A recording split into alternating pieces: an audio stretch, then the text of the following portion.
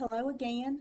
This is a video about doing your lab book write-up for Charles Law, or gas laws. We're actually going to use C. Charles Law, and we're going to calculate using Boyle's Law because we're going to collect a wet gas.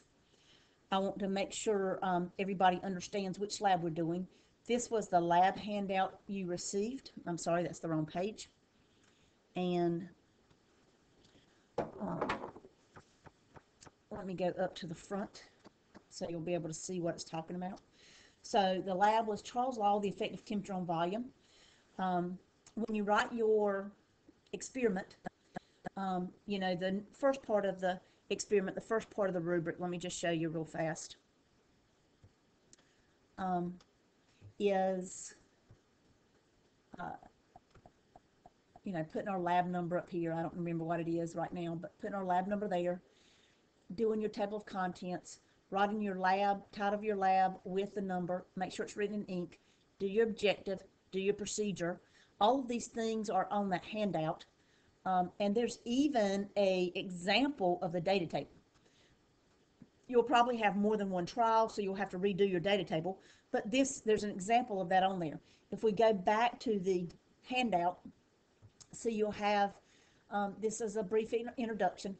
Right here, we're determining the effective temperature on volume of a gas.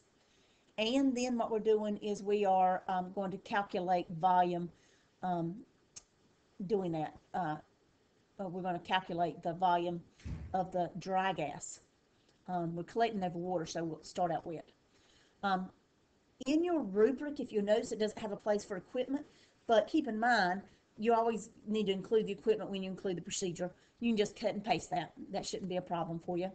And so if we go down back to our data table now, here's the example that I was telling you about. Here, right here, is trial 1. If you have more than one trial, you'll have to add those on there. And I would just take Excel or spreadsheet program and do your spreadsheet so you can just add it in there, and you'll have all that taken care of. So now that we're ready for this, what I want to do is I'm going to give you some sample data here. So I'm going to write this data in here. This data, of course, your data will be different from this. This is made up data. This is not data that I really did. So let's suppose this was 90 degrees Celsius, which when you add 273 to that, you get 263 Kelvin. 13 degrees Celsius was our cold temperature, which comes down to 286 Kelvin. 60 degrees Celsius, not 60 degrees Celsius, centimeters, 60 centimeters cubed was our volume of water after the experiment, after it went cold. It started out with the total volume of the flask up to the stopper line as being 260. If you subtract those two, you'll get a total volume of 60 centimeters cubed. Atmospheric pressure for this experiment was 98 kilopascals, usually the one on the day that we actually did the experiment. If you look this up on the data tables and the charts, you'll be able to find out that at a temperature of 286 or 13 degrees Celsius, the water vapor pressure is 1.49. Subtract those two, number 6 minus number 7, and you'll get 96.5. And what we're going to do is we're going to solve for this, okay? And so in order for me to solve for that, what I want to do is I want to go back to this page, and I'm going to show you how to solve for that. Remember we saw that the temperature changed, but what we want to do is we want to calculate the volume of gas at the cold temperature, and or our corrected volume. And so what we're going to do is, since I don't want to know anything about the warm temperature, I don't have to use Charles' Law mathematically. So I'm going to use Boyle's Law. And Boyle's Law is volume 1 and pressure 1 equals volume 2 times pressure 2. And what I'm going to do, if you'll notice that question that I'm trying to solve for was, what is the volume of the dry gas at atmospheric pressure? Now, the atmospheric pressure is the pressure of during that day. And so what I want to do is, I'm going to use 98 because that was what was in my data table. 98 is the pressure that was actually measured that day. But keep in mind, we collected the gas with water, therefore the gas is wet. We established equilibrium by raising the container of the glass so that the water inside and the water outside were equal, and then we covered it and turned it over so that we would have the correct amount of gas. And so what we're going to have to do is we're going to have to find out what that pressure was, and that's where we subtracted out the water vapor for dry gas.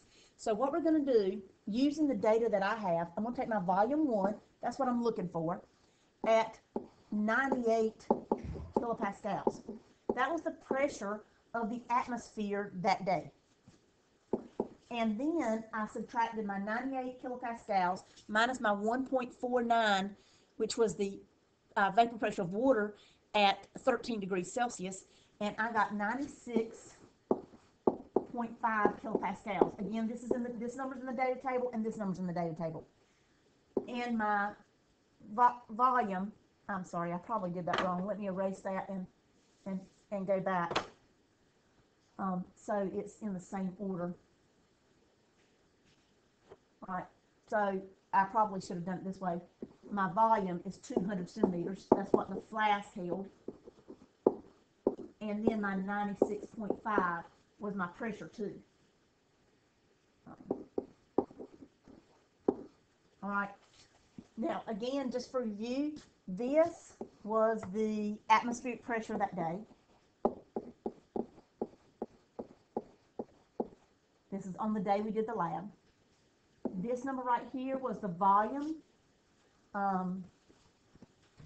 of gas.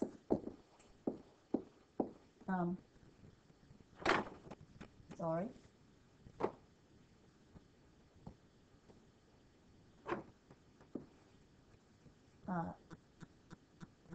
I think in the data table it's labeled as final volume. And this was the pressure of the dry gas. So this right here is after we subtracted out the water vapor pressure.